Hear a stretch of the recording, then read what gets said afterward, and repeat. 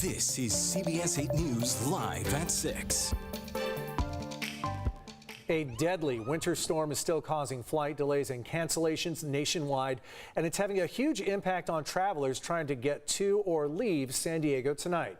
Good evening. I'm Carlo Cicchetto. And I'm Jesse Pagan in for Marcelo Lee. It's been another chaotic day at San Diego International Airport where all Southwest flights leaving today are canceled. According to the airport's website, all flights coming into San Diego are also canceled except for one coming in from Hawaii tonight. CBS 8's Ariana Cohen is live at the airport amid the mess. Ariana? Carlo and Jesse, be grateful you didn't travel today, because take a look at that board up there. You could see all the canceled flights with Southwest you just mentioned, and then take a look at this long line. People are waiting in this line. They have to wait 5 days to rebook through Southwest or get a travel credit because they cannot refund. We've been talking with John here. Now that you know all the Southwest flights are canceled, what are you going to do? I honestly have not really figured it out yet. I kind of came down here thinking I'd just get my bag and plan a nice night maybe in San Diego, but with 5 days to maybe be in San Diego, I don't know. But I'll probably go have some fun in San Diego tonight. As far as the flight goes, try to find another flight. If anybody wants to book me, I'm a songwriter and recording artist out of Nashville, so I'd stay here in San Diego for 5 days because there's some shows. All right, hope it works out for you, John. And many people have a similar story to his. Check it out. What are you going to do? Long lines, delays, and cancellations. It was delayed and delayed again and delayed again and delayed again and finally canceled. This is a similar story for hundreds of travelers at the San Diego International Airport. Snowstorms caused a ripple effect with delayed and canceled flights in San Diego. Also causing this mess at baggage claim, where people are on a scavenger hunt to find their belongings. They said it's here somewhere, but it could be anywhere. But if you look around at the luggage is in here, people said they had been looking for their stuff for days. So you have to get here, and there is about an hour-long line just to put a tag on your bag, and then you have to wait about another hour and 20 minutes to drop your bag. You can't leave if your luggage is here. So I had to wait on this line last night until 12:30. They shut down the counter. I taxied home to Little Italy and then came back this morning at 5 when they opened again. Some stranded at the airport or just waiting in long lines for hours. They have not offered us any kind of a hotel or food compensation while we've asked repetitively. They brought us snacks, they brought us brownie bites, and they brought us water. Luckily, Harbor Police stopped by to bring pizza for some travelers last night. The wait continues tonight. We've been waiting all day trying to get answers as to when we were actually going to fly out. We kept getting pushback from 2 o'clock this afternoon to 3 to 4 to 5, eventually up to now. And recently we found out that we got a full staff ready to board, pilots and all, and then we got canceled regardless. You can see all these bags are from canceled flights, and we talked to Southwest. Southwest Airlines says it's not due to a staffing shortage. It's actually a scheduling issue because all the pilots and planes are snowed in at airports across the country. Ariana Cohen reporting. Thanks, Ariana. And if you're catching a flight on a different airline or perhaps picking someone up, it's best to check ahead. We put a link on the help button at cbs8.com.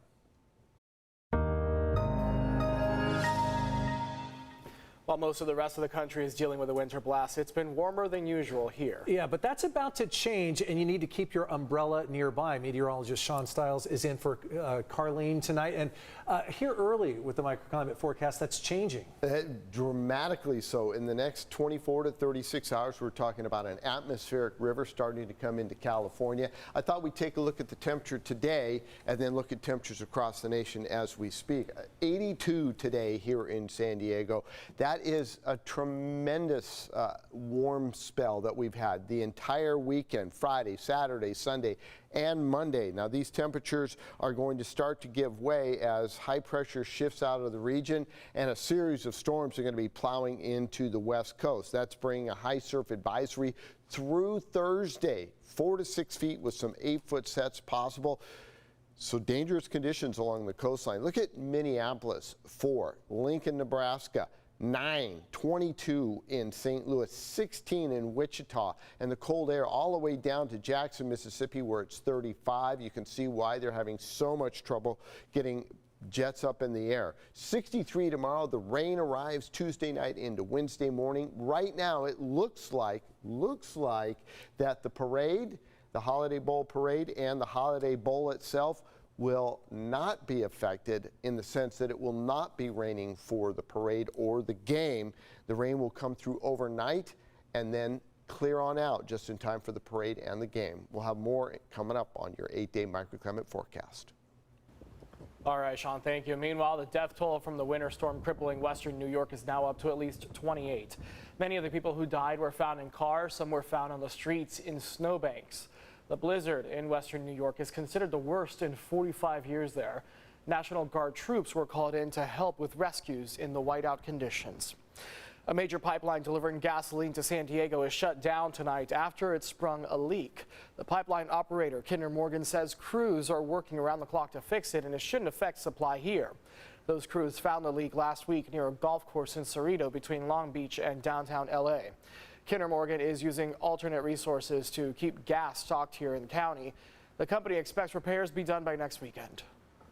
And when it comes to gas prices, the average for a gallon of regular unleaded in San Diego County is $4.44 tonight. That's the same as yesterday after 2 days of penny increases, and it's still 1 cent less than this time last week.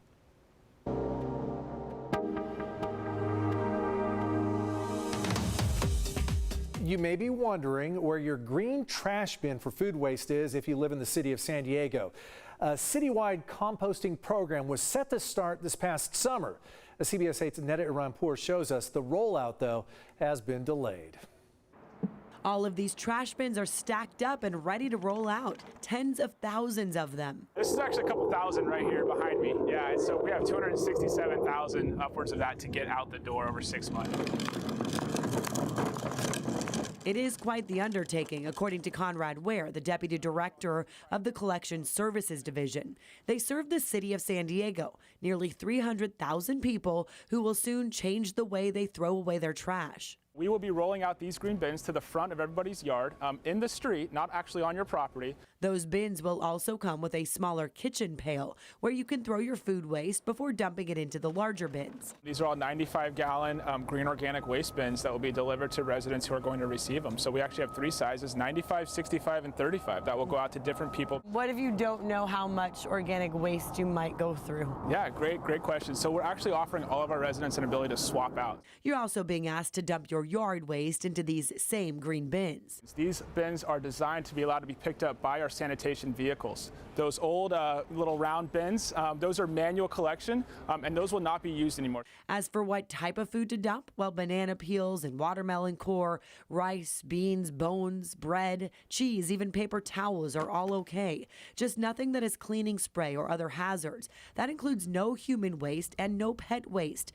Definitely no bags, even if they say compostable on them. So it could end up with thousands of tons of green organic matter diverted from our landfill. Ware says this could mean 4 to 11 pounds less going into our landfills per household per week. And that's the real goal, is to prevent that methane from being released and helping us to support our climate action plan. In 2016, voters approved a bill to require all of the state to recycle organic waste. San Diego was going to start in summer of 2022, but the city says they were dealing with supply chain and manufacturing delays as they waited on new trucks, which along with these bins will also roll out in January. Sanitation workers will take the green bins to the Miramar landfill, where they won't use your typical compost system with worms. Instead, it'll be tarped over and aerated. That'll prevent methane from spewing into our atmosphere, something Ware says has been years in the making.